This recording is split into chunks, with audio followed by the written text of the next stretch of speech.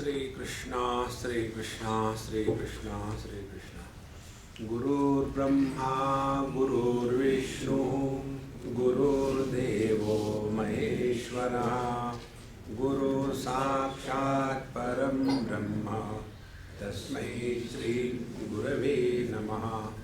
तस्मै श्री गुरवे नमः।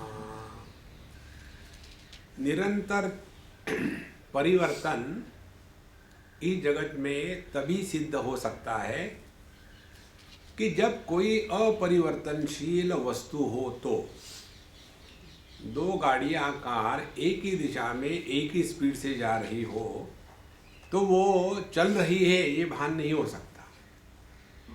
लेकिन एक गाड़ी चल रही हो और एक कहीं पेड़ है तो पेड़ स्थिर है तो उस स्थिर पेड़ के दृष्टि से ये गाड़ी चल रही है।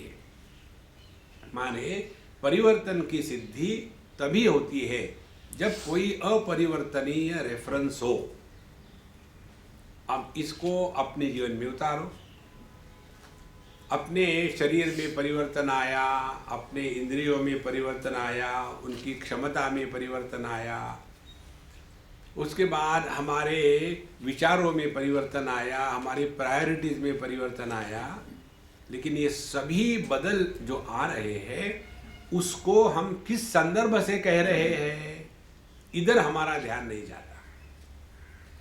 इसीलिए पहली बात इन्होंने ये बताई कि जो अनेक परिवर्तन बदल आ रहे हैं, स बोधा विषयात् भिन्नः न बोधा स्वप्न बोधवत् एवं स्थानत्रयेप्येका संवित् तद्वत् दिनांतरे। 6वें श्लोक में हमने कल देखा तो जैसे जागृत अवस्था में स्वप्नावस्था में सभी परिवर्तनों को प्रकाशित किया जाता है जिस एक चेतन सत्ता के द्वारा, वो ज्यों की त्यों है।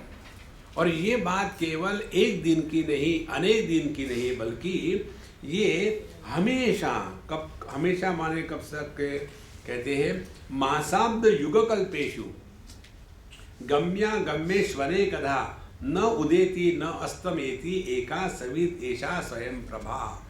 और यहाँ जो संवित है, यह जो चैतन्य है, यह एक दिन की बात, मास युग कल्प अब्द। देखो माने काल के जितने भी नापने के नापदंड है उन सब में इस तत्व में कभी भी कोई भी परिवर्तन नहीं आया। यह हमेशा वैसा ही रहा है तत्व।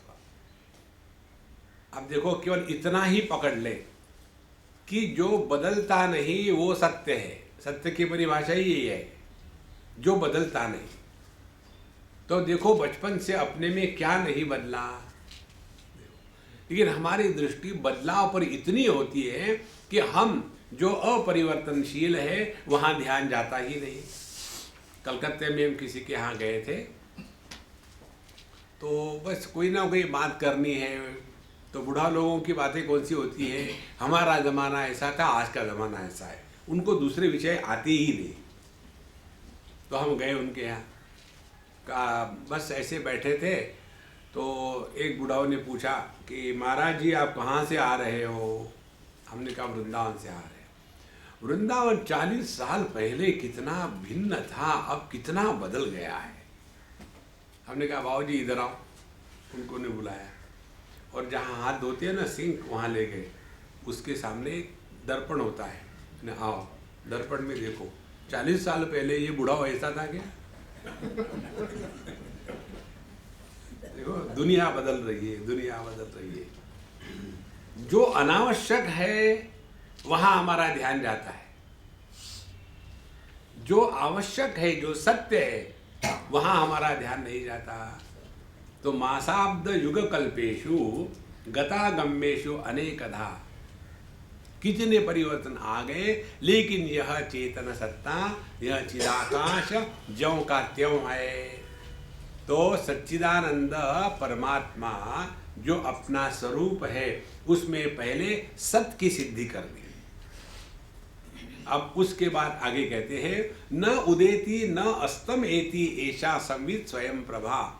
और यह जो संवित है, यह जो चैतन्य है, ना तो इसका उदय होता है ना तो इसका अस्त होता है। माने इसका प्रारंभ और अंत, इसका आदि और अंत संभव ही नहीं है।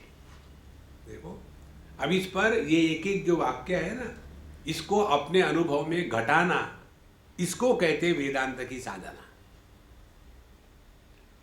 तो अब इसका जन्म नहीं होता, ये प्रारंभ नहीं होता, ये अंत नहीं होता, ये वाक्य है।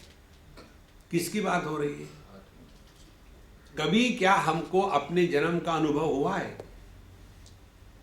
देखो, क्या कभी किसी को अपने मृत्यु का अनुभव हुआ है? क्या कभी किसी को अपने में परिवर्तन का अनुभव हुआ है? क्या कभी किसी को अपने अभाव का अनुभव हुआ है? तो न उदेति न अस्तमेति, ये तो अपनी ही बात हो रही है। देखो संतो, इस सूक्ष्मता से जब हम अध्ययन करते हैं तब जाकर के अपनी ज्ञान साधना चल रही है। देखो, न उदेति न अस्तमेति इति एषा सर्वेन स्वयं प्रभा। अच्छा, एक शब्द और, हमारा जन्म नहीं हुआ, हम बढ़ते नहीं, हम में विकार नहीं आते, हम ज्यों के त्यों हैं, हमारी मृत्यु नहीं होती, हमारा अभाव नहीं होता, इसको हमने किसके माध्यम से जाना? इंद्रियों से जाना, मन से जाना, बुद्धि से जाना, डॉक्टर के सर्टिफिकेट से जाना, स्वयं प्रभा। अब ध्यान से सुनो, जिस अनुभूति में होना और जानना एक होता है, वेयर नोइंग इज बीइंग, उस अनुभूति को कहते हैं अपरोक्षानुभूति। वो अपना स्वरूप है। जानना और होना अलग अलग हुआ तो ये मानसिक प्रत्यय है। जैसे ये कैमरा है, ये मैंने कैसे जाना? इंद्रिय और मन के माध्यम से। लेकिन ये ज्ञान यही खत्म नहीं होता। ये कैमरा है, इसको मैं जानता हूं, और क्या जानता हूं? कि मैं कैमरा नहीं हूं। देखो, नहीं तो कितना आनंद आता है। ये गधा है, इसको मैं जानता हूं, मैं गधा हूं। ऐसे नहीं होता। तो जिस ज्ञान में अनात्म भाव निर्माण हो जाता है, जिस ज्ञान में जानना और होना अलग अलग है, वह मानसिक प्रत्यय है। और जिस ज्ञान में जानना और होना एक है, वह अपने स्वरूप का अनुभव है। इसीलिए स्वयं प्रभा। तो यह जो संवित है, यह जो चैतन्य है, यह सत्स्वरूप है और चित स्वरूप है, सच्चित। और यह सत्य और चित, चेतना और सत्ता, ये दो अलग नहीं है, एक ही है। जहां ये अलग हो जाएंगे वहां संसार शुरू होगा। देखो, जैसे ये टेबल है सत्ता, इसको मैं जानता हूं चैतन्य, ये जब अलग अलग है तो संसार है। संसार क्या है? अपने से जो अन्य होता है उसी के बारे में इच्छा होती है। जहां इच्छा है वहां संसार है। हमको अपने बारे में इच्छा नहीं हो सकती, क्योंकि हम तो है ही ना। देखो, तो मूल जो बात है ये यही है, जिसमें सत्ता और ज्ञान अलग अलग है, वह संसार है। और जहां ये एक है, यह अनुभूति दृढ़ हो गई, फिर अन्य की क्या स्थिति है? अन्य की स्थिति है यह प्रतीति है, वास्तविकता नहीं है। देखो, जैसे हम देखते हैं मृग तृष्णा, मिराज वाटर्स, वो दिखता है लेकिन होता थोड़ी है। और वो कब दिखता है? एक परिस्थिति विशेष में। यदि परिस्थिति विशेष ना हो तो उस मृग तृष्णा का दर्शन नहीं हो सकता। इसी प्रकार से यह जो जागृत अवस्था है और यहाँ की जितनी भी उपलब्धियां है, ये परिस्थिति विशेष में ही होती है। कौन सी परिस्थिति है? जब तक हमारा स्थूल देह के साथ तादात्म्य नहीं है, तब तक के यह जागृत अवस्था का कोई मतलब नहीं। जहां तादात्म्य है वहां से जागृत जगत सत्य मानने लगेंगे। इसीलिए जागृत अवस्था प्रतीति है, स्वप्नावस्था प्रतीति है, सत्य नहीं है। सत्य तो हम है। देखो संतों, इस प्रकार से अपने स्वरूप को लखाने के पश्चात सच्चित हो गया। अब यह जो सच्चित स्वरूप है इसी को आनंद कहते हैं। ध्यान से सुनना, आनंद की परिभाषा क्या है? जिस अनुभूति में सत्ता और चेतना अलग अलग होते हैं वो दुख है, और जिस अनुभूति में सत्ता और चेतना एक होते हैं उसको आनंद कहते हैं। अब उदाहरण ले लो, एक वस्तु है मिठाई, लड्डू, सत्ता, और उस लड्डू को चखने वाली हमारी रसना चैतन्य। लड्डू को प्लेट में रखो तो वहां ज्ञान नहीं होगा कि ये मिठाई की नहीं है, लेकिन उस लड्डू को जब हम अपने रसना पर रखते हैं तो क्या हो गया? जो सत्ता है और जो चैतन्य है इनका भेद मिट गया। जहां भेद मिट गया, लड्डू जब जिह्वा पर आ गया, आंखें मुंह एकदम बंद हो गया और ब्रह्मानंदम परम सुखदम। देखो, तो जिस अनुभूति में सत्ता और ज्ञान इनका भेद समाप्त हो जाता है उसको कहते हैं आनंद। अब देखो ये कितनी बात सच है। गहरी नींद में हमारा अनुभव क्या है? अन्य का अभाव है। गहरी नींद में अन्य का अभाव होता है। अन्य का अभाव होने के कारण हम अपने आप को अपूर्ण स्वीकार नहीं करते। अपूर्णता अन्य के होने के कारण है। जब अन्य है ही नहीं तो परिपूर्ण है। परिपूर्ण है तो वहां मैं और अन्य ये भेद नहीं होने के कारण वहां सत और चित एक है, और इसीलिए गहरी नींद में आनंद का अनुभव आता है। देखो महाराज, तो यह जो संवित है यह सत स्वरूप है, चित स्वरूप है। और इयम आत्मा परानंद पर प्रेमास्पदम यदा मान भूवम ही भूयासम इति प्रेम आत्मनि ईक्षते। तो यह जो परमात्मा तत्व है जिसको पिछले 2-4 श्लोकों में संवित कहा, यही आत्मा है। देखो, और यह आत्मा तत्व कैसा है? परानंद, यह परम आनंद स्वरूप है। कारण बताते हैं, पर प्रेमास्पदम यतः, क्योंकि इस अपने स्वरूप से ही हम सबसे ज्यादा प्रेम करते हैं। उपनिषद में आता है, आत्मनस्तु कामाय सर्वम प्रियम भवति। वहां 2-4 उदाहरण देते हैं कि पति को पत्नी पत्नी के लिए प्रिय नहीं होती, अपने लिए प्रिय होती है। पिता को पुत्र पुत्र के लिए प्रिय नहीं, अपने लिए प्रिय होता है। और ऐसा करते करते हम अपने को जो प्रिय होते हैं अपने लिए होते हैं, किसी अन्य के लिए नहीं है। देखो, और जिससे हम ज्यादा प्रेम करते हैं वो हमारे आनंद का कारण होता है। तो सबसे ज्यादा प्रेम हम अपने आप से करते हैं क्योंकि हम परमानंद स्वरूप है। इसीलिए अयम आत्मा परानंद पर प्रेमास्पदम यतः मानभुवम ही भूयासम। और हम अपने से जो प्रेम करते हैं इसका प्राकट्य, इसकी अभिव्यक्ति कैसी होती है? 2 प्रकार से, मानभुवम और भूयासम, 2 प्रकार से। किसी को भी ये नहीं कल्पना ही कर सकते हैं कि मैं ना रहूं। हमेशा व्यक्ति हमेशा रहना चाहता है। देखो गड़बड़ी क्या है, हम हमेशा रहना चाहते हैं लेकिन हमने अपने आप को क्या समझ के रखा है? महाराज जी आ गए।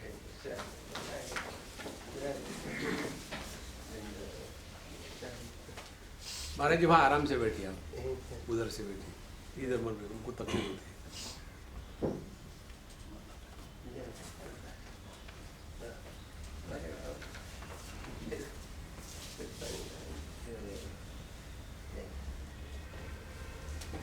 कल मेरे साथ इनको भी पनिशमेंट दिला दी थी आपने। तो दो प्रकार की अनुभूति सबकी है। कोई भी नहीं चाहता कि मेरा अभाव हो और हर एक चाहता है कि मैं हमेशा बना रहूं। दो बात है, क्योंकि हम अपने से सबसे ज्यादा प्रेम करते हैं। कारण क्या है? क्योंकि हम सबसे ज्यादा आनंद स्वरूप है। अब हमने अपने आप को मान रखा है नाम रूपात्मक व्यक्तित्व, तो फिर हम हमेशा बने रहे, इसीलिए क्या करेंगे? अपने बुत बनाना शुरू कर देंगे और उसके बाद अपना नाम हर जगह में लगा देंगे। भगवान की जो माया है ना, माया कहो या मायावती कहो, भगवान की ही है, ऐसी ही है ये। कारण क्या है? मैं हमेशा रहूं, मेरा कभी अभाव न होवे। देखो संतो, जब ये तीन बातें स्पष्ट हो जाएगी ना, तब हमको थोड़ा थोड़ा प्रकाश पड़ेगा कि किसी को भी अपने जन्म, परिवर्तन, मृत्यु और अभाव का अनुभव नहीं हुआ। और ये अनुभव हमको किसी के माध्यम से नहीं हुआ है, ये प्रमाण निरपेक्ष अनुभूति है। और तीसरी बात, हम सबसे ज्यादा अपने से प्रेम करते हैं क्योंकि हम परमानंद स्वरूप है। ये अपना आपा, इसके लिए कुछ करना थोड़ी है, ये तो ऐसा है ही। हम न चाहे तो भी हम परमानंद स्वरूप है, हम न चाहे तब भी हम सच्चिदानंद स्वरूप है। देखो महाराज, इसीलिए मान भूवम ही भूयासम इति प्रेम आत्मनि ईक्षते। हमारा अपने से प्रेम होने का यही परिणाम है कि हम चाहते हम हमेशा रहे, कभी हमारा भाव न होवे। उपनिषद बताती है, तत्प्रेमात्मार्थमन्यत्र नैव मन्यार्थमात्मनि अतस्तत् परमं तेन परमानंदतात्मना। तत्प्रेम आत्मार्थम, जब हम जगत के किसी भी वस्तु व्यक्ति से जो प्रेम करते हैं, वो वस्तु व्यक्ति के लिए प्रेम नहीं करते। देखो, हम कई जगह जाते हैं, हमारी ये बहुत बड़ी तपस्या है। आपको पता नहीं हमारी तपस्या क्या है? हमारी तपस्या है 365 गुना 3। इतने बार मुझे ये माताओं को फेस करना पड़ता है खाना खाते समय।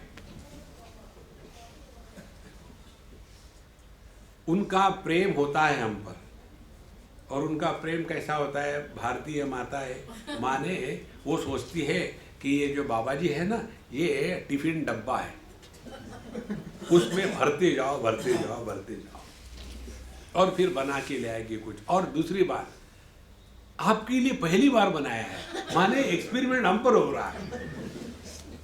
देखो, और फिर और ले लो और ले लो। नहीं, हम नहीं ले पाएंगे, हम थक गए, हमको नहीं खा पाएंगे, अब मुश्किल हो जाएगी, प्लीज हमारे लिए ले लो। फिर उनको कहो कि हम खाएंगे तो मरेंगे ना, बोलो कोई बात नहीं। ये जो प्रेम प्रेम कहते हैं ना, ये प्रेम नहीं होता, ये जिद्द होती है। और जिद क्या है? अपनी मनवाना, इसको प्रेम कहते हैं। तो जगत की कोई भी वस्तु के लिए प्रिय नहीं होती है, अपने लिए प्रिय होती है। इसी प्रकार से, और अपना जो प्रेम स्वयं के लिए है, किसी अन्य वस्तु के लिए नहीं है। अतः तत्परमं प्रेम तेन परमानंदतात्मना। इसीलिए हमारा स्वयं के प्रति जो प्रेम है वो परम प्रेम है, क्योंकि हम परमानंद स्वरूप है। जिस दिन ये आनंद की परिभाषा हम ठीक से समझेंगे, आनंद की परिभाषा ये है, हम जब बिना किसी कारण से निरपेक्ष रूप से अपने आप में तृप्त है, तब जा करके हमने परमानंद की झलक पाई है। निरंकुशा तृप्ति,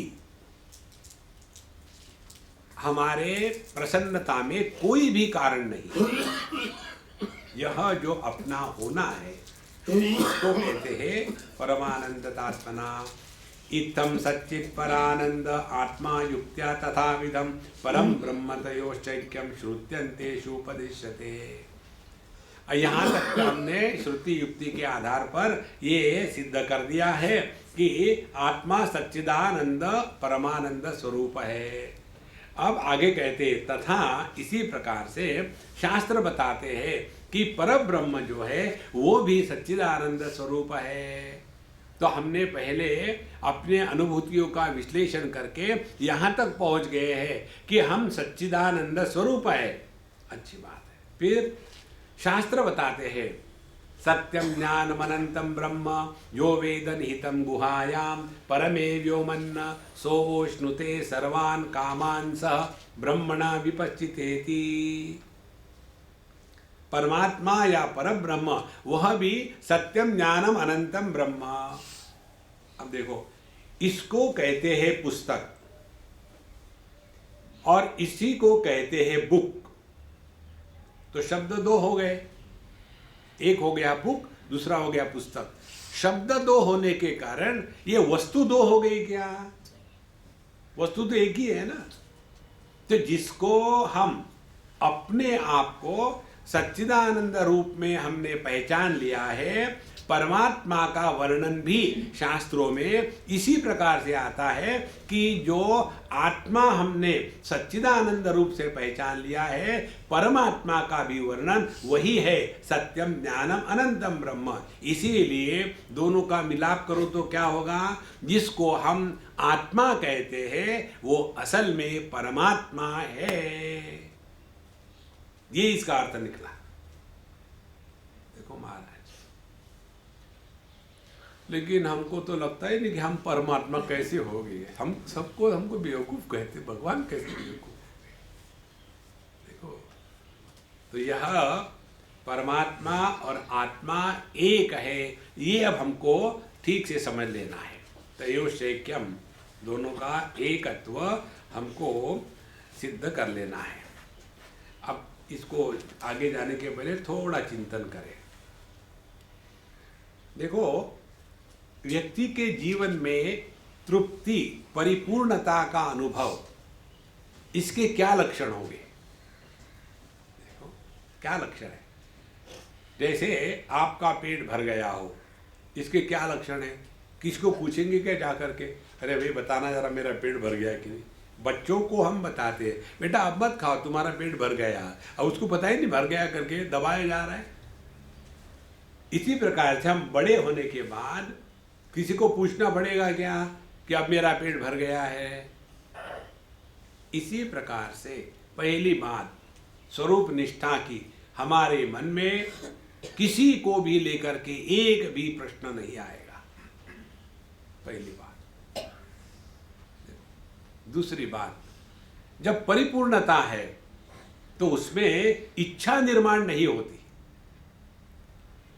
जैसे आपने डट के नाक तक खाना खाया और सामने से कोई ले आया, देखो जी ये तिरुपति बालाजी का प्रसाद है, तिरुपति बालाजी का प्रसाद बड़ा सॉलिड लड्डू होता है, तो हम क्या कहेंगे अभी नहीं रख दो, बाद में थोड़ी जगह हो जाएगी फिर खाएंगे।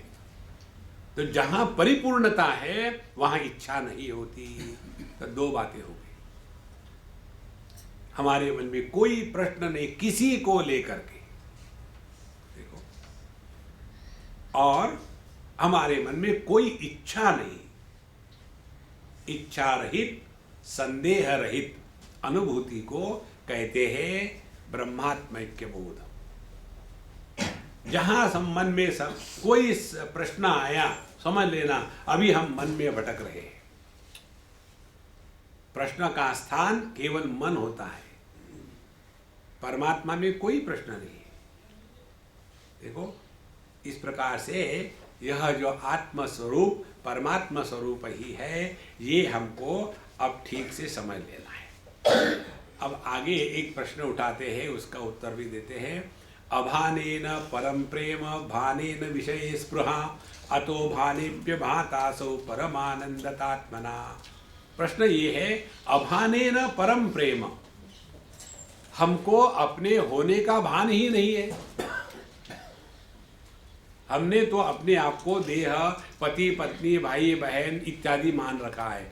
हम सच्चिदानंद स्वरूप है, इसका भान कहाँ है हमको? तो फिर जिसका भान नहीं होता उसके बारे में प्रेम कैसे होगा?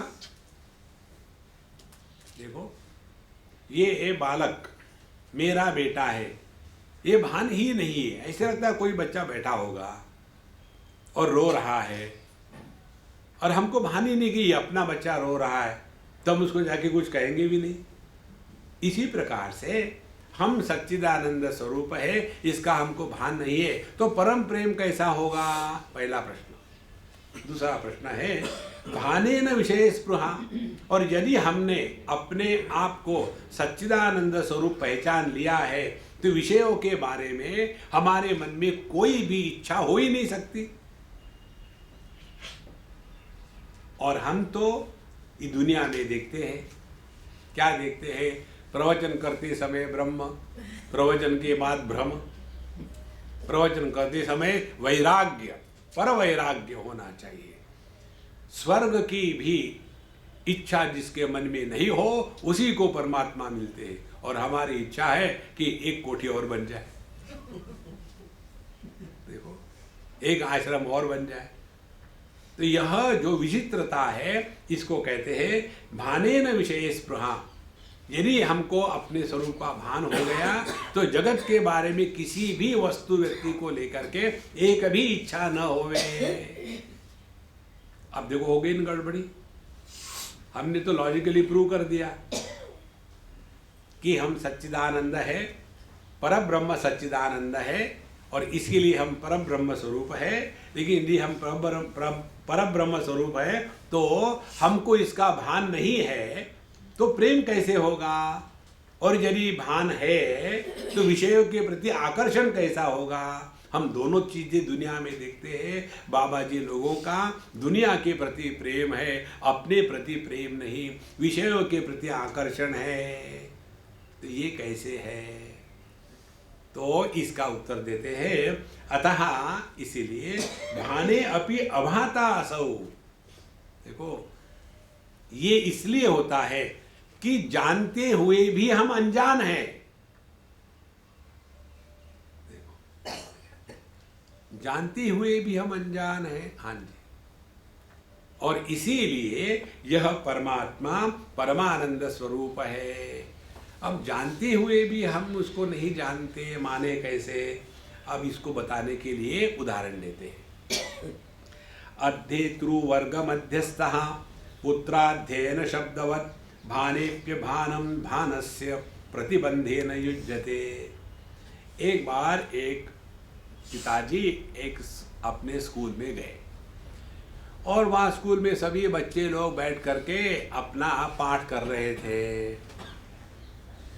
ट्विंकल ट्विंकल लिटिल स्टार, सभी के सभी इकट्ठे होकर के अपना गाने गा रहे थे। और ये पिताजी बाहर खड़े होकर देख रहे थे, मेरा बेटा भी गा रहा है क्या? और बहुत ट्राई किया, लेकिन उसकी आवाज़ सुनने को आ नहीं रही। तो उसने जा कर के कहा, क्यों जी, मेरा बेटा क्यों नहीं गाता? बोले, नहीं, वो तो गा रहा था सबके साथ। बोले, नहीं जी, मैंने तो नहीं सुना।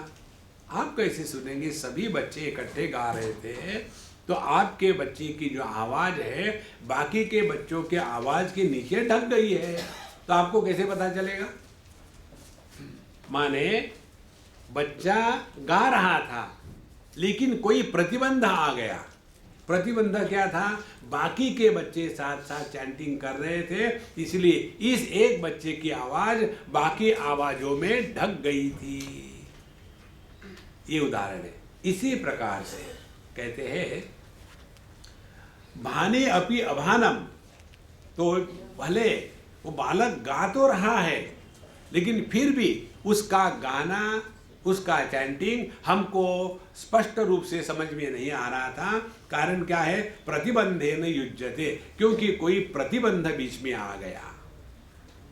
देखो, केवल अकेला बच्चा गा रहा होता तो स्पष्ट समझ में आ जाता, और सारे इकट्ठे गा रहे हैं, तो ये सभी बच्चों का साथ साथ गाना यही प्रतिबंध है। इसके कारण वो गाता हुआ भी हमको लग रहा था कि वो नहीं गा रहा है।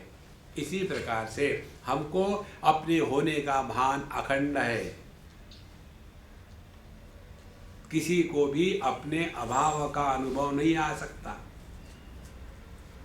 यह जो अपना अखंड भान है, इसको हम इसीलिए नहीं पहचानते क्योंकि हम दुनियादारी में, अपने देह में, अपने रिश्ते नातों में, अपने सुख दुख में, अपने लाभ हानि में, अपने जय पराजय में, अपने दोस्त दुश्मनों में, अपनों में, परायों में इतने फंसे हुए हैं कि अपना जो स्वरूप है उसी को हम भूल गए। देखो, एक बार अमेरिका की बात है, जैक्सनविल में थे हम, वहाँ सत्संग पूरा हो गया और फिर प्रश्नोत्तरी। एक सज्जन हमको पूछ रहे थे, दक्षिणी थे, और यहाँ से जब चले जाते हैं ना अमेरिका में वगैरह लोग, तो ज़्यादा ही हिंदू बन जाते हैं। जो कहते हैं ना कि नया मुसलमान ज़्यादा प्याज खाता है, उसी प्रकार से यहाँ से जो एक्सपोर्टेड हो जाते हैं वहाँ NRI बनने के बाद ज़्यादा ही हिंदू बन जाते हैं। यहाँ कभी भगवान के सामने मत्था नहीं टेकेंगे, वहाँ जाने के बाद उनका मत्था फिरने लग जाता है, फिर अपने ठिकाने पर आ जाते हैं। तो वहाँ गए और वो दक्षिणी सज्जन बिल्कुल लुंगी पहने हैं और उसके बाद अंग वस्त्र पहने हैं और सभी प्रकार के चिन्ह लगाए हैं, यहाँ लाइन वहाँ लाइन, सब लाइनें मारे हैं, और डिश एंटीना है, और सत्संग में आके बैठे। हमको कहते हैं, स्वामी जी महाराज आपके जैसे हम भी ब्रह्म हैं। तो मैं चुप रहा। तो आप क्या क्या ख्याल है? हमने कहा ख्याल अच्छा है, दिल बहलाने के लिए। नहीं, लेकिन मैं ब्रह्म हूं तो लोग मुझे पहचानते क्यों नहीं? हमने कहा देखो, ब्रह्म ही ब्रह्म को पहचान सकता है। लोग तो ब्रह्म में है ना, आप ब्रह्म हो। देखो, जब तक के अनात्म भाव का प्राधान्य होगा अपने ज्ञान में, तब तक के हमारी निष्ठा स्वरूप में नहीं हुई है। जैसे जागृत अवस्था आने के बाद सपने के जितने भी अच्छे बुरे अनुभव है, उसके बारे में हम चर्चा करेंगे क्या? अब वो तो खत्म हो गया, उसके क्या बोलना है। लेकिन जब बोलने वाले होते हैं तो उनको बेवकूफ़ बनाने वाले हमारे जैसे भी होते हैं। महाराज जी, कल रात को भयानक सपना आया। तो सपने में ऐसा आया, एक काली बिल्ली आकर के मेरे छाती पर बैठी, फिर उसने मेरे गले से जुगुलर वेन को वैसे ही निकाला जैसे स्ट्रॉ होता है कोकोनट पीने वाला,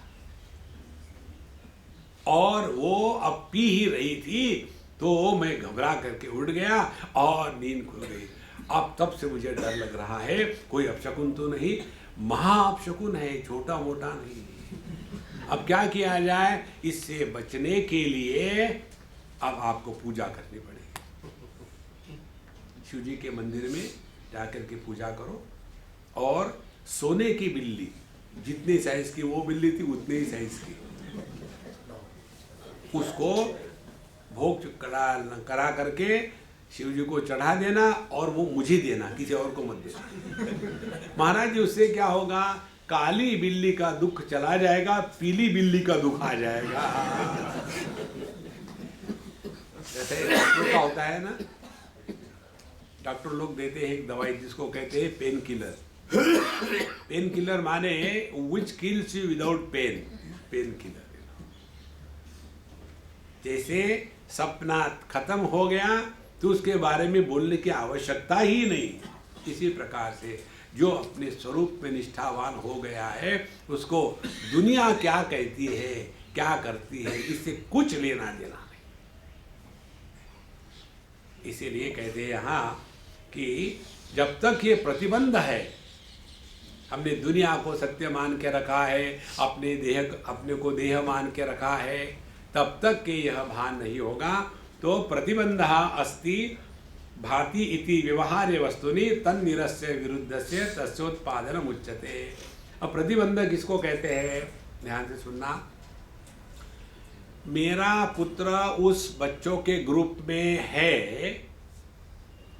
और वो चैंटिंग कर रहा है, ऐसे गुरुजी बता रहे हैं, लेकिन मेरा अनुभव ये है कि मेरा बेटा उसमें नहीं है और वो चैंटिंग नहीं कर रहा है, माने वो नहीं है और उसका भान नहीं हो रहा है। ये प्रतिबंध किसके कारण है? क्योंकि बाकी के बच्चे चैंटिंग कर रहे थे। अब बाकी के बच्चे का चैंटिंग बंद करा दो तो क्या उसको ज्ञान होगा? मेरा बेटा है और वो भी चैंटिंग कर रहा है। इसी प्रकार से जब तक के हम इस प्रतिबंध के द्वारा प्रभावित हो करके जी रहे हैं, तब तक के हम ये कहेंगे यदि भगवान है तो इतना टेररिज्म क्यों हो रहा है, यदि भगवान है तो बनवारी की केसेस क्यों चलती है, यदि इतने भगवान है तो ये गुंडा लोग इतना ऐसा क्यों कर सकते हैं। ऐसे यदि प्रश्न हमारे दिमाग में आए तो हमने भगवान को अपना चौकीदार बना के रखा है। एक बार एक सज्जन ने हमको पूछा, बड़े वयस्क थे, बड़े गंभीर प्रकृति के थे, बोले स्वामी जी आप लोग भगवान भगवान वाले जो हो, मैं फिर क्या करूं बताओ। बोले यदि भगवान है तो अपने मंदिरों की रक्षा स्वयं क्यों नहीं करता। देखो सोमनाथ के मंदिर को कितने बार तोड़वाया था। यदि भगवान शक्तिशाली है तो अपने मंदिर की रक्षा क्यों नहीं करता। हमने कहा भाई आप तो बड़े हो हमसे, हम आपको क्या जवाब दें, लेकिन मुझे ये बताइए बाबूजी, भगवान ने किसी को कहा क्या कि मेरा मंदिर बनाओ। ये तो हमारी खुजली होती है, हम जा कर के भगवान का मंदिर बनाते हैं। तो हमने यदि भगवान का मंदिर बनाया है तो उसकी रक्षा करना यह हमारी जिम्मेदारी है महाराज, भगवान की नहीं है। देखो भगवान तो बेचारा दुनिया में आएगा ना तो वो प्रभावित हो जाएगा। वैष्णव कहेंगे कि हम तो वैष्णव हैं लेकिन मैं तो कृष्ण हूँ। कृष्ण भले हो वैष्णव हो क्या, महत्व की बात हो। देखो फिर उधर से शिवजी आएंगे, भाई मैं शिवजी हूँ, भले शिवजी हो, आप शैव हो क्या। उधर से अपने जीसस महाराज आएंगे, वो कहेंगे मैं साक्षात जीसस हूँ, वो कुछ भी हो, कैथलिक हो क्या। सबके सब पागलों के वापस चले जाएंगे, वही ठीक है। देखो महाराज भगवान को ठीक से समझते नहीं ना, इसीलिए ऐसे प्रश्न आते हैं। तो कहते हैं प्रतिबंधः, भगवान नहीं है और भगवान है तो दिखता क्यों नहीं। ये प्रतिबंध जब निकल जाएंगे तब समझ में आता है कि इसी जगत में जो साधु संतों ने भगवान का दर्शन किया है वो कोई भ्रांति नहीं थी महाराज। देखो मीराबाई भी गाती थी भजन, मेरे तो गिरिधर गोपाल दूसरो न कोई, और उनको गिरिधर गोपाल के साक्षात दर्शन भी होते थे। जब पहली बार मीराबाई गई वृंदावन में रूप गोस्वामी जी को मिलने, तो उन्होंने कहा कि मैं किसी स्त्री से नहीं मिलता। तो उन्होंने कहा अच्छा, तो वृंदावन में दो दो पुरुष हो गए। तब जा करके उनकी आंखें खुली। देखो महाराज ऐसे भक्तों ने जो कहा है क्या झूठ कहा है। देखो लेकिन हमको कौन से भगत मालूम है, हारमोनियम लेकर के बैठने वाले, पब्लिक का मन रिझाने के लिए मेरी चुनरी चल रही। देखो भगवान की भक्ति ये स्टेज पर परफॉर्मेंस नहीं होता, ये हृदय का भाव है। देखो संतो, और इसीलिए ये अनावश्यक चीजों में फंसे हैं ना, तो भगवान होते हुए भी नहीं है और उसका साक्षात दर्शन हो रहा है फिर भी दर्शन नहीं हो रहा है। ये प्रतिबंध जब तक है तभी तक ये चलता रहेगा। एक महात्मा जी के पास एक सज्जन गए, बोले भगवान का दर्शन कराओ नहीं तो मैं नहीं खाना खाऊंगा, 1 दिन 2 दिन 3 दिन। महात्मा जी मुझे क्या फर्क पड़ता है, मत खाओ, अच्छी बात। तो उनके जो दूसरे भगत थे, महाराज जी इसको कुछ हो जाएगा उल्टा सीधा, आपको बदनामी होगी, इसको दिखा दो भगवान। बोले बुलाओ उसको, हाथ में डंडा लिया, बोले ये सूर्य दिख रहा है भगवान, ये चंद्रमा दिख रहा है, ये पेड़ पौधे हैं, ये दुनिया है, ये भगवान दिख रहा है, दिखने के बाद तुम क्या कर रहे हो उनके लिए, एक और दिखा दूं? भगवान का दर्शन होने के बाद भगवान की सेवा करते हैं ना, तुमने कभी किसी की सेवा करी है? देखो संतो, यह जो दुराग्रह गलत प्रकार का है, यही हमारे जीवन का प्रतिबंध है। और तन्निरस्य विरुद्धस्य, जहाँ यह प्रतिबंध हट गया तो जो पहले विरुद्ध भावना थी कि भगवान नहीं है और भगवान का भान नहीं होता, वो अपने आप खत्म हो जाएगी और परमात्मा प्रकट हो जाएंगे। देखो, भय प्रकट कृपाला दीन दयाला, भगवान का प्राकट्य होता है, वो तो नित्य उपलब्ध है, हमको उनकी उपलब्धि नहीं हो रही है। देखो अच्छा, तस्य हेतु समानाभिहार पुत्र ध्वनि श्रुतो इहानादिरविद्यैव व्यामोहैक निबंधनम। अब ये हमारे बच्चे की आवाज़ हमको सुनने को नहीं आ रही ठीक से, तो उसको क्या करना पड़ेगा? तो बाकी बच्चों को कहना, बेटा 2 मिनट के लिए रुक जाओ, मेरे पुत्र को जरा गाने दो, जरा देखो उसकी आवाज़ कैसी है। तो जैसे बाकी बच्चों ने गाना बंद कर दिया, आपका पुत्र भी गा रहा था और आप उसको सुन रहे थे, उसका होना और उसका भान दोनों आपको हो जाएंगे जहां आपने वो प्रतिबंध को हटाया। इसी प्रकार से अपने स्वरूप के ज्ञान का, अनुभव का जो प्रतिबंध है, वो कौन सा प्रतिबंध है? अनादि अविद्या एव। देखो, अनादि जिसका कोई आदि नहीं है, अविद्या माने अपूर्ण ज्ञान, हम अपूर्ण ज्ञान में फंसे हुए हैं। देखो महाराज, ज्ञान का कभी अभाव नहीं होता, आप कितने जगह जाकर के सुने होंगे, अज्ञान माने ज्ञान नहीं है, ये कभी हो ही नहीं सकता। ज्ञान का अभाव असंभव है, क्योंकि ज्ञान सत्स्वरूप है। फिर अज्ञान किसको कहते हैं? अविद्या किसको कहते हैं? अविद्या, अज्ञान माने अपूर्ण ज्ञान। देखो, अपूर्ण ज्ञान कैसा है? ये देह मैं हूं, बाकी के देह मैं नहीं हूं, यह अपूर्ण ज्ञान है। मैं देह हूं, ये अपूर्ण ज्ञान नहीं है। केवल ये देह मात्र मैं हूं, बाकी के देह मैं नहीं हूं, यह ज्ञान की अपूर्णता है। देखो, ऐसा है, हमारा जो देह है उसमें कितने भाग है? पैर है, हाथ है, पेट है, नाक है, सर है, कान है, मुंह है, लेकिन सब में हमको एक ही भाव है ना, ये भी मैं हूं, ये भी मैं हूं, ये भी मैं हूं। ऐसे थोड़ी होता है कि दाहिनी टांग मैं नहीं हूं, बाई टांग मैं हूं। ये शिष्यों को होता है। एक गुरु महाराज थे, उनके 2 शिष्य थे, और गुरु महाराज दोपहर को खाना खाने के बाद लेटते थे। सभी ज्ञानी पुरुष खाना खाने के बाद दोपहर को लेटते हैं, हम भी लेटते हैं। अच्छा, अब हम जब लेट रहे, वो जब लेट रहे थे गुरु महाराज, 2 शिष्यों ने गुरु महाराज के पैरों को बांट लिया, ये पैर मेरा, ये पैर तेरा, और महाराज लेटे हैं और जाकर के पैर दबा रहे महाराज के। एक दिन दाहिने पैर वाला शिष्य के बाहर चला गया और बाएं पैर वाला शिष्य अपना पैर दबा रहा। अब इधर में जब कोई प्रेशर नहीं था दबाने का, तो गुरु महाराज ने करवट बदली, और जैसा दाहिना पैर बाएं पैर पर आया, मेरे पैर पर उसका पैर आता है, लगाओ डंडा। मुझे बताओ, वो शिष्य के लिए भले वो मेरा पैर तेरा पैर हो, गुरु महाराज के लिए तो वही पैर है। देखो, तो जैसा हमारे शरीर के सभी अंगों के प्रति मैं का भाव होता है, तब उसको कहते हैं ज्ञान। लेकिन शिष्यों के लिए ये पैर मेरा, ये पैर तेरा, ये अज्ञान है।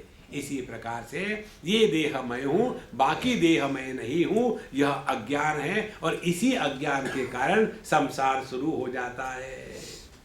देखो, अब ध्यान से सुनो। नींद के पहले बड़े झगड़े चलते, उधर खरक जा, नजदीक मत आ, हाथ मत लगा, ये मत कर, वो मत कर। ट्रेन में देखा होगा आपने। और जब गाड़ी शुरू हो जाती है, डिब्बे खुलते हैं, पेट भर जाते हैं और लल्ला भी है, गर्मी के दिन है, धीरे धीरे सब अपना अपने सो जाते हैं। सो गए तो हमारी टांग किसी के गोद में गई, कोई ऑब्जेक्शन नहीं। किसी का हाथ हमारे जेब में गया, कोई ऑब्जेक्शन नहीं। क्योंकि वहां अन्य की प्रतीति बंद हो गई। जब अन्य की प्रतीति बंद हो गई तो संसार गायब हो गया। देखो, इसीलिए यह जो प्रतिबंध है, अनादि अविद्या एवं और व्यामोहिक निबंधनम, और उसके कारण जो विशेष रूप विचित्र रूप से जो मोह निर्माण हो गया है, इस मोह के कारण ही हम इस परमात्मा को नहीं पहचान सकते। देखो महाराज, इस पर केवल चिंतन की आवश्यकता है। और चिंतन किसका? देखो, एक बार हमको किसी जगह में हम रहते थे, वो सज्जन जैन थे, और हमको कहते हैं, महाराज जी आप लोग और हमारे मुनि लोग भी कहते हैं आत्मचिंतन करो, लेकिन आत्मचिंतन करो माने क्या? हमने कहा देखो, अनात्म चिंतन के अभाव को आत्मचिंतन कहते हैं। देखो, आप गिनती करो, 1 2 3 4 5 6 7 8। अब आप एक के बाद 2 मत कहो। 1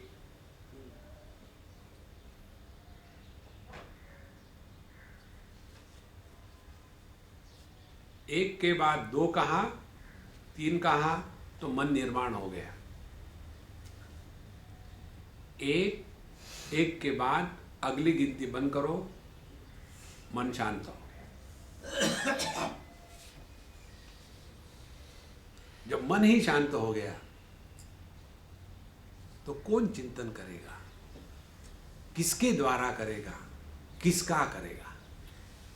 जब तक मन है तभी तक ये दुनिया है। देखो, उन्मनी अवस्था, हमको मन के परे जाना है, तो ये आत्मचिंतन में फंसे मत रहना। केवल अनात्म वस्तु के चिंतन का अभाव है। इसलिए जो भगवान का नाम लेने की प्रक्रिया है ना, वो यही है। उसी में फंसे मत रहना। राम राम राम राम राम राम राम राम राम, एकदम जैसे आपने एक आजकल मिलते हैं ना वो जप करने की मशीनें, उसको एक बार ऑन कर दो, दिन भर रात भर चलता है। ओम नमः शिवाय, ओम नमः शिवाय। इसी प्रकार से हम हाथ में माला लेते हैं, ओम नमः शिवाय, ओम नमः शिवाय, ओम नमः शिवाय, ओम नमः शिवाय। उससे कुछ नहीं होगा। अपने मन के ऊपर ध्यान दो। एक बार कहो ओम श्री राम।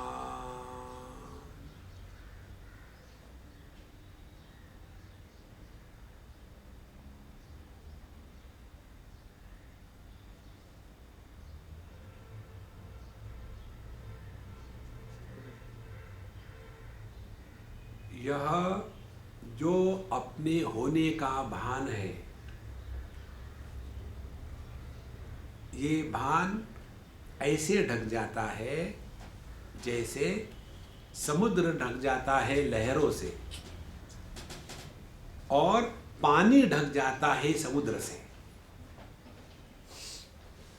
हम देखते हैं समुद्र को, कहते हैं लहरें। हम देखते हैं पानी को, कहते हैं समुद्र। तो समुद्र और पानी, लहरें, ये केवल शब्द मात्र है। देखो संतो, इसी प्रकार से जीव जगत ईश्वर, ये केवल औपाधिक भेद है। जहां इन उपाधियों के परे चले गए, वहां समझ में आता है एक ही आदमी पुत्र बना, वही पिता बना, वही पति बना। तो यह पिता, पुत्र और पति एक ही व्यक्ति पर 3 उपाधियों के कारण अनेकता निर्माण हो गई। और ये जो अनेक व्यक्तित्व है इसमें संसार है, केवल आदमी में मात्र संसार नहीं है।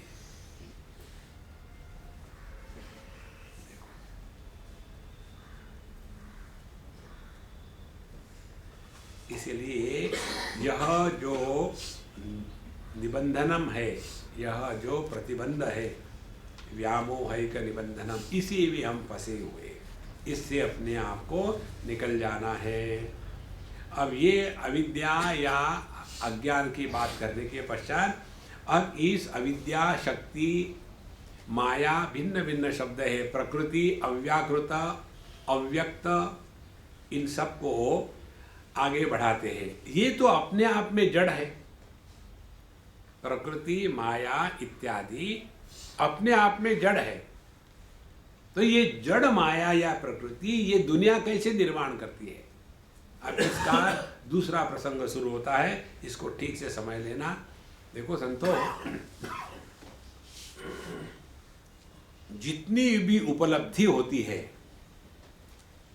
उपलब्धि हमेशा ज्ञानात्मक होती है। जैसे कई बार होता है, आप लोगों ने अनुभव किया होगा, चश्मा हम ऊपर चढ़ा देते हैं और भूल गए, कहाँ गया कहाँ गया कहाँ गया, और फिर अपना जो पोता विता होता है देखता है दादाजी की खिंचाई करने का अच्छा टाइम आ गया, फिर घुमाता है, दादाजी आप बाथरूम में गए थे वहाँ तो नहीं छोड़ के आए, तो आपको बाथरूम ले जाएगा, वहाँ भी नहीं है। फिर आप चले गए थे छत के ऊपर में, वहाँ तो नहीं है, वहाँ ले जाएगा, घुमा के ले आएगा और परेशान करेगा आपको। फिर उसकी माँ कहेगी कि बेटा तू क्या कर रहे दादाजी के साथ, तो वो कहेगा मम्मी तुम चुप हो जाओ। और फिर दादाजी को परेशान किया, इधर से घुमाया उधर घुमाया, दादाजी कहे छोड़ दे यार, अब मैं थक गया हूँ और पता नहीं मैं कहाँ रखता हूँ। अपना ही हाथ सर पे मारा तो चश्मा हाथ में आया, तो पोताजी कहते हैं दादाजी को बेवकूफ बनाया। देखो, परमात्मा की उपलब्धि अप्राप्त की प्राप्ति नहीं है, केवल अपने होने को पहचानना मात्र है। देखो, पहचानते किसको है? जिसका पहले अनुभव हुआ है उसी को पहचानते हैं। देखो, एक बार हमने किसी को, कोई हमको मिले तो हमने अपना ठोक दिया, आपको मैंने कहाँ देखा है मुझे याद नहीं आ रहा है। वैसा हमें जी झूठ मत बोलना, मैं आपको पहली बार देखा। पकड़े गए। फिर हम भी कच्चे नहीं, हमने कहा फिर आपके ही नहीं साथ दूसरा कोई जुड़वा भाई होगा आपका। देखो, तो याद, स्मृति, पहचान उसी की होती है पहले जिसका अनुभव हुआ है। तो हमको अपने अनुभूतियों का स्मरण मात्र दिलाते हैं शास्त्र, और कुछ नहीं करते। तो यह जो माया प्रकृति अपने आप में जड़ है, अब ये कैसी चेतन बन गई, इसके बाद कहते हैं चिदानंदमय ब्रह्म प्रतिबिंब समन्विता तमोरज सत्वगुणा प्रकृति द्विविधा च सा। अब ये जो प्रकृति है यह 2 प्रकार की कही जाती है। एक तो कहते हैं चिदानंदमय ब्रह्म प्रतिबिंब समन्विता, इस माया में, इस प्रकृति में जब परमात्मा का प्रतिबिंब पड़ता है तब उसको, और ये प्रकृति क्या है, ये प्रकृति त्रिगुणात्मिका है, सत्व रजस तमस वाली, और इसमें इस प्रकृति के अब ये प्रतिबिंब पड़ने के कारण 2 भाग हो गए। ध्यान से सुनना, परमात्मा का प्रतिबिंब पड़ने के कारण ही प्रकृति में चेतना सी प्रकट हो जाती है। जैसे एक दर्पण में सूर्य का प्रतिबिंब पड़ा तो क्या होगा, पहले सूर्य के सामान्य प्रकाश में यह दर्पण है हमको दिखेगा। दूसरा, उस सूर्य का प्रतिबिंब जब उस दर्पण में पड़ेगा तो उस प्रतिबिंब से दूसरी प्रकाश की किरण निकलेगी और वह प्रकाश की किरण अन्य को प्रकाशित करेगी। इसी प्रकार से चेतन सत्ता जब प्रकृति में प्रतिबिंबित होती है तो वहाँ मन प्रकट हो जाता है। और जिस देह में चेतन सत्ता को मन के रूप में प्रकट करने की क्षमता है उस देह को कहते हैं सजीव। और जिस देह में चेतन सत्ता को मन के रूप में प्रकट करने की क्षमता नहीं है उसको कहते हैं निर्जीव। तो ये जीवत्व जो है यह मानसिक प्रक्रिया है, इसको परमात्मा से कुछ लेना देना नहीं है। देखो, इसीलिए जीव यह हर देह में अलग अलग नहीं होता। यहां बहुत बड़ी पटकी खानी पड़ती है तब जाकर के आदमी आगे बढ़ सकता है। जैसे बल्बों में बल्ब अनेक है लेकिन उसमें प्रकाश एक है, प्रकाश अनेक नहीं है। इसी प्रकार से देह अनेक है, अनेक देहों में जीवन एक है। उसका शब्द क्या है? जीवन, माने जो जीव नहीं है,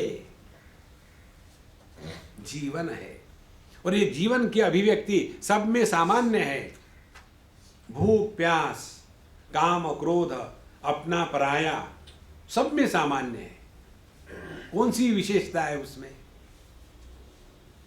देखो संतो, तो यह जो प्रकृति है, इस प्रकृति में परमात्मा का प्रतिबिंब पड़ा तो यह प्रकृति मानो चेतन सी बन जाती है।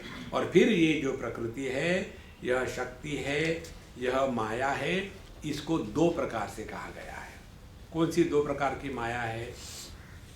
सत्व शुद्धि अविशुद्धिभ्याम माया विद्ये च ते मते माया बिंबो वशीकृत्य ताम स्यात् सर्वज्ञ ईश्वरः। अब यह जो प्रकृति त्रिगुणात्मिका है, इस त्रिगुणात्मिका प्रकृति में जो सत्व गुण प्रधान प्रकृति है। अब देखो, ये तीन गुणों का जो गणित आता है ना अपने शास्त्रों में, इसको भी ठीक समझ लेना, इसमें फंसे मत रहना। देखो, सत्व रजस तमस, ये तीनों गुण आज तक किसी ने नहीं देखे। फिर इनकी सिद्धि कैसे होती है? ये जगत का जब हम विश्लेषण करते हैं तो जगत में तीन पदार्थ है केवल। एक है जड़त्व, दूसरी है क्रिया, तीसरा है ज्ञान। तो ये जड़त्व का जो कारण है उसको कहते हैं तमोगुण, जो क्रिया का कारण है उसको कहते हैं रजोगुण, और जो ज्ञान का कारण है उसको कहते हैं सत्वगुण। माने कार्य से हमने कारण का निदान किया है। अब बताओ, कारण से कार्य की निष्पत्ति होती है कि कार्य से कारण की निष्पत्ति होती है? दोनों एक दूसरे पर अवलंबित है। जब दोनों एक दूसरे पर अवलंबित है तो दोनों का आधार इन दोनों से अन्य है।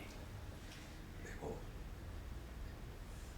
पिता के कारण पुत्र कि पुत्र के कारण पिता। एक बार एक पिता ने अपने बच्चे को डांटा कि तुमको मैंने जन्म दिया इसी दिन के लिए। तो पुत्र कहता है, पापा इनफ इज इनफ। किसने कहा आपने मुझे जन्म दिया? मैंने आपको जन्म दिया। तो कैसे बाबा? बोले जब मैं पैदा नहीं हुआ तो आपको बाप किसने कहा?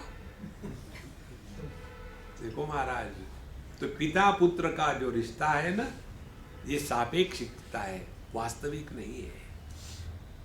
देखो, इसीलिए यह तीन गुण जो प्रकृति के हैं, ये हमको समझाने की प्रक्रिया है। ये अपने अनुभूतियों का योग्य और शास्त्रीय दृष्टया परफेक्ट एनालिसिस है। नहीं तो जिंदगी और इसी में फंसे रहो, हम तो बाबा सत्वगुणी है, हम तो घास खाते हैं, हम मांस नहीं खाते हैं, हम सोते नहीं, हम तो एक ही टांग पर खड़े रहते। इससे कुछ लेना देना नहीं है। देखो, समझदारी की बात है। तो ये जो सत्वगुणा प्रकृति जो है उसमें परमात्मा का प्रतिबिंब जब पड़ा तब उसको कहते हैं सत्व गुण प्रधान प्रकृति में परमात्मा के प्रतिबिंब से जो चेतना प्रकट हो जाती है उसको कहते हैं ईश्वर।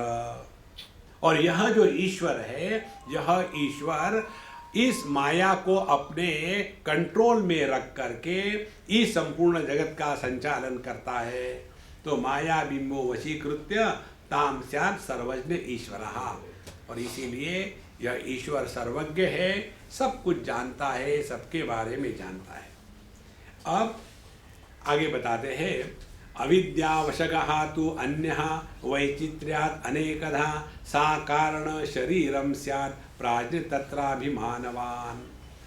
अब ये दो प्रकार की विद्या बताई। एक तो थी शुद्ध विद्या जिसमें परमात्मा का प्रतिबिंब पड़ा, जिसको माया कहा या विद्या कहा, और उसको धारण करने वाला वो हो गया ईश्वर।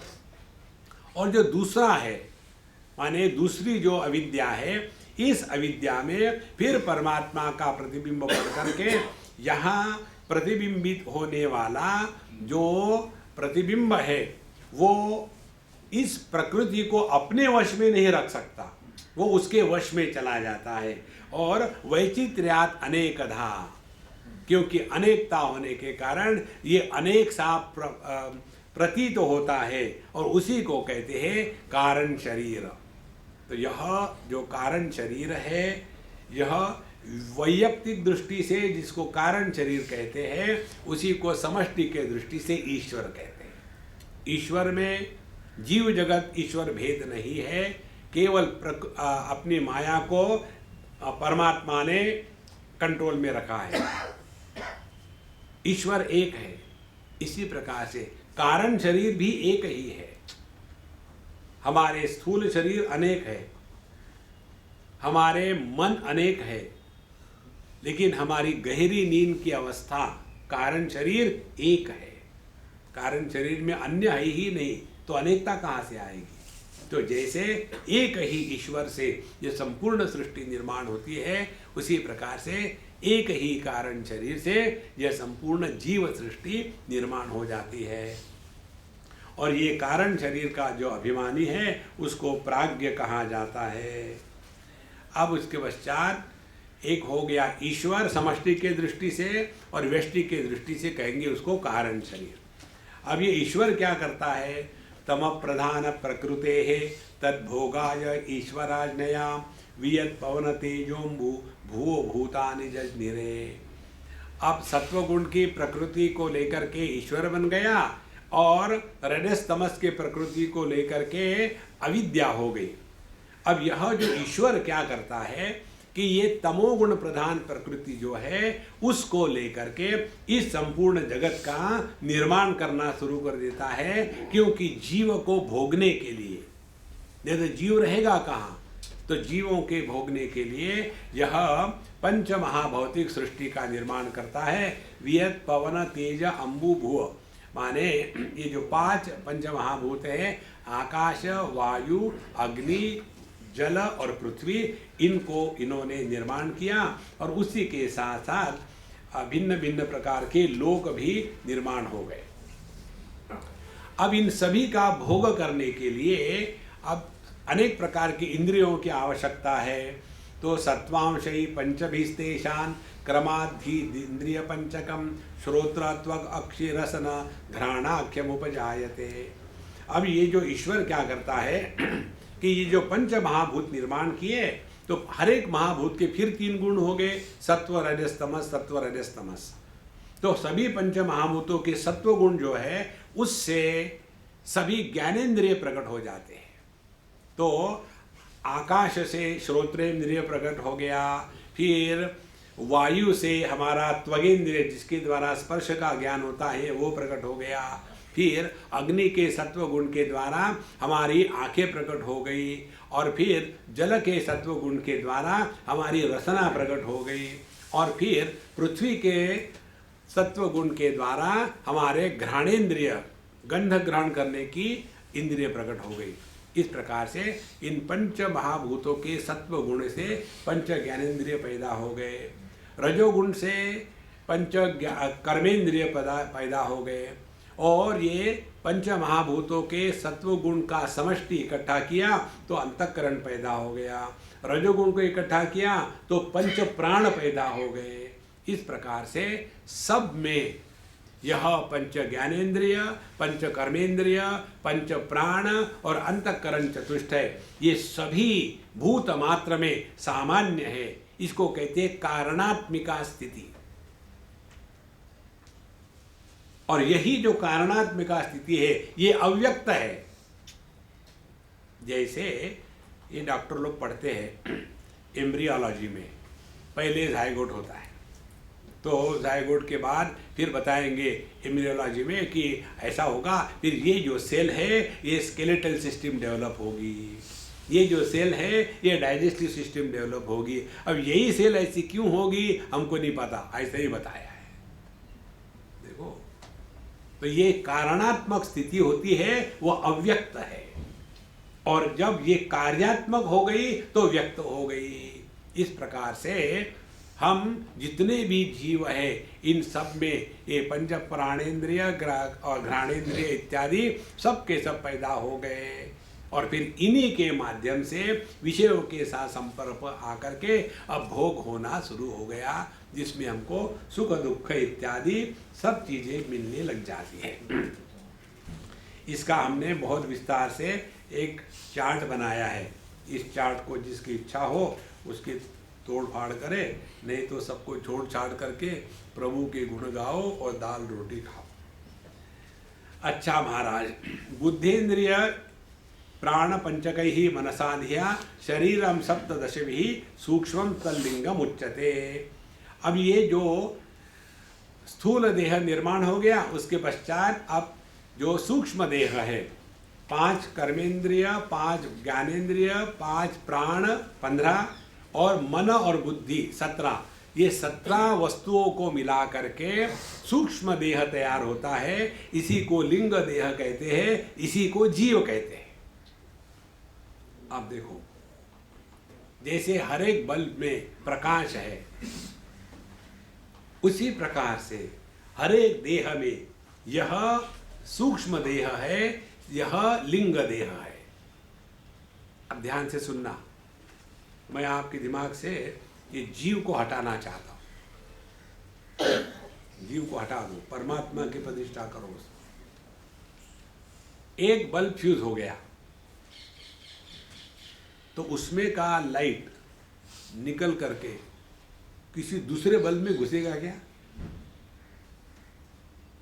देखो, एक देह नष्ट हो गया तो उसमें का जीव निकला, ढूंढ रहा है, जाऊं तो जाऊं कहां। इसको ठीक से समझ लेना संतो, ये समझाने की प्रक्रिया है, लेकिन हम इसी में फंस जाते हैं। जीव नाम की कोई वस्तु नहीं है। देखो, लेकिन ये बात ऐसी ठोक ठोक के दिमाग पे बैठ गई है कि उसको निकालना बड़ा कठिन है। एक बार हम कई बच्चों के साथ बात कर रहे थे, पिलानी में ही, बिट्स पिलानी में। वहाँ के स्टूडेंट थे 10वीं 12वीं के। अब उन बच्चों के साथ बात करनी है तो वहाँ जन्म मृत्यु की थोड़ी बात करेंगे। उनको तो बताना है कि जीवन में लक्ष्य हो, चरित्र हो, उत्साह हो और कोई गोल हो और सफलता हो, ऐसी बातें करेंगे ना। तो उनके साथ में वो बात करें और फिर कहा, देखो वे केवल विद्यार्थी को हमने एड्रेस किया है तो केवल विद्यार्थी ही प्रश्न पूछेंगे, अन्य कोई प्रश्न पूछेगा नहीं, पूछेगा तो मैं उत्तर नहीं दूंगा। इतना कहने के बाद भी फिर एक बुढ़ाऊ खड़े हो गए। देखो, यहाँ हमारे प्रभु भगवान सबको बताते हैं कि अपना अपना फोन ऑफ करो, फिर भी फोन बजता है। तो उन्होंने उठ के प्रश्न किया, स्वामी जी मैंने बोला माफ करना, मैं आपके प्रश्न का उत्तर नहीं दूंगा। तो बड़ा फू फू फू गुस्सा आकर के निकल गए। तो वो सब कुछ हो गया। फिर हम प्रिंसिपल के यहाँ चाय पानी गए। हमने कहा कि महाराज उनको बुलाना, वो गुस्सा होके चले गए, हम उनकी क्षमा मांगना चाहते। वो आ गए। हमने कहा कि प्रभु हमारी गलती हो गई, क्षमा करना, लेकिन हमने बताया था स्पष्ट कि हम केवल बच्चों को एड्रेस कर रहे हैं, बाकी कोई ना बोले।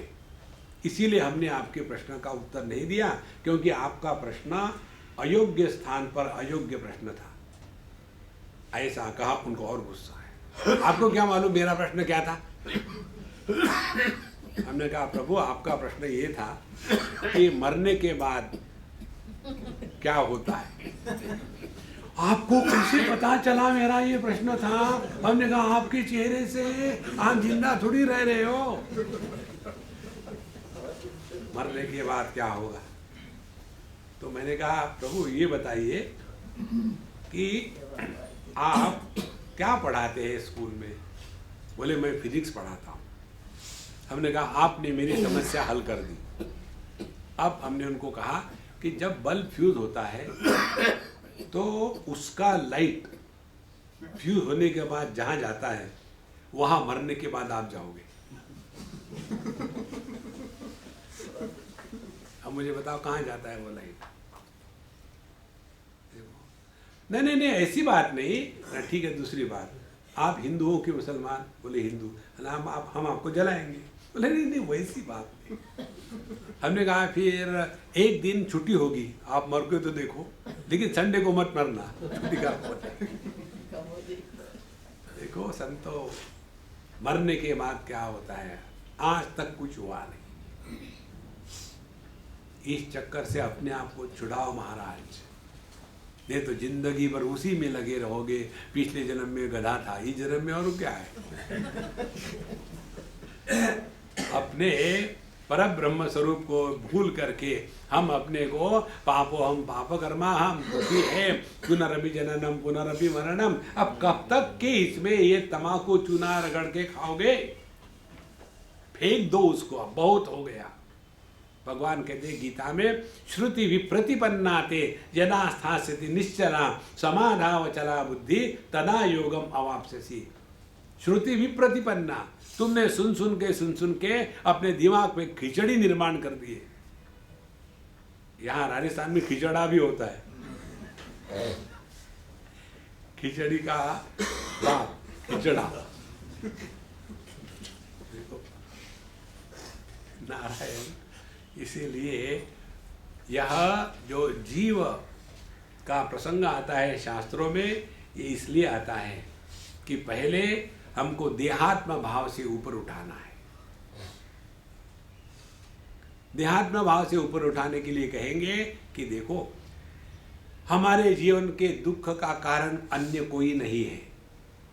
नॉर्मली हम लोगों की धारणा क्या है, हमारे दुख का कारण अन्य है। हम यदि पति है तो हमारे दुख का कारण हमारी पत्नी, हम यदि पिता है तो हमारे दुख का कारण हमारा पुत्र। देखो, तो जब तक के हम अपनी दृष्टि अन्य पर रखेंगे तब तक के अध्यात्म में प्रवेश नहीं किया। तो फिर हमको बताते हैं कि हमारे दुख का कारण हमारे पिछले जन्मों के कर्म, हम मान लेते हैं। यदि पिछले जन्म के कर्म इस दुख का कारण है तो इसका अर्थ क्या निकला? इसका अर्थ ये निकला कि ये देह के निर्मित के पूर्व आप थे, और इस जन्म में जो अच्छे बुरे कर्म करे जा रहे हो उसके भुगतने के लिए अगला जन्म, अगला देह आपको मिलेगा, तब भी आप रहोगे। तो मरा कौन? देखो संतो, जब तक के ये बात अपने हृदय में नहीं बैठेगी ना, तब तक के रोते रोते रहेंगे। इसीलिए अपने सभी भगवान देखो ऐसे खड़े रहते ना, एक हाथ ऐसा दूसरा हाथ ऐसा, वो उसका कारण ये वरद हस्त नहीं है। वो कहते चुप हो जाओ, कितना मांगोगे, हमारे लिस्ट की कोई एंड ही नहीं है। और यदि नहीं सुनोगे तो ऐसा हाथ दिखाते नो, एक लगाऊंगा कस के, देखो कभी तो अंदर झांक के देखो। देखो, जब हम फोन करते किसी को, उत्तर आता है कि आपने जो फोन लगाया है वो आउट ऑफ रीच है। हमारी वही स्थिति है। हमको कन्हैयालाल फोन लगाते हैं, वैकुंठ फोन्स वहाँ से आता है, उनके हाथ में तो है ना पांचजन्य, वो लगाते। जब भी हमको फ़ोन लगाते उनको एक ही मैसेज आता है, आउट ऑफ रीच। तो हम कुछ नहीं कर सकते। लेकिन हमारे नारायण भगवान के हाथ में गदा है, एक लगाते फिर याद आती है, दुख में सुमिरन सब करे, सुख में करे ना कोई। भगवान के विस्मृति को ही कहते हैं दुख का, क्योंकि भगवान आनंद स्वरूप है। देखो महाराज, जब इस हृदयस्थ परमात्मा को पहचानेंगे तब वही परमात्मा इसी देह के माध्यम से प्रकट होगा। देखो, तो आध्यात्मिक साधना का तात्पर्य जगत से हट करके देह में आए, देह से हट करके जीव में आए, जीव का अनुसंधान किया तो पता चला कि जीव ये परमात्मा की अभिव्यक्ति है। और जब ये परमात्मा की अभिव्यक्ति है तो सब के सब प्रेम के पात्र है, सभी के साथ प्रेम से ही रहना है। जैसा अपना दाहिने हाथ का अपने गाल से प्रेम होता है, खुजली आती है तो ये गाल कोई एप्लीकेशन नहीं भेजता, और जब खुजलाता है तो thank you darling, you are always helpful. No, ये जो जीवन में सहजता आ जाती है, ये सहजता उस परमात्मा की अभिव्यक्ति है। इसीलिए इस तत्व विवेक प्रकरण में हमारा ध्यान दुनिया से हट करके अपना जो भगवत स्वरूप है उधर खींचा गया है। अगली बात कल करेंगे। ओम पूर्णमदः पूर्णमिदं पूर्णात् पूर्णमुदच्यते पूर्णस्य पूर्णमादाय पूर्णमेवावशिष्यते। ओम शांति शांति शांति। हरि ओम। श्री गुरुभ्यो नमः। हरि ओम।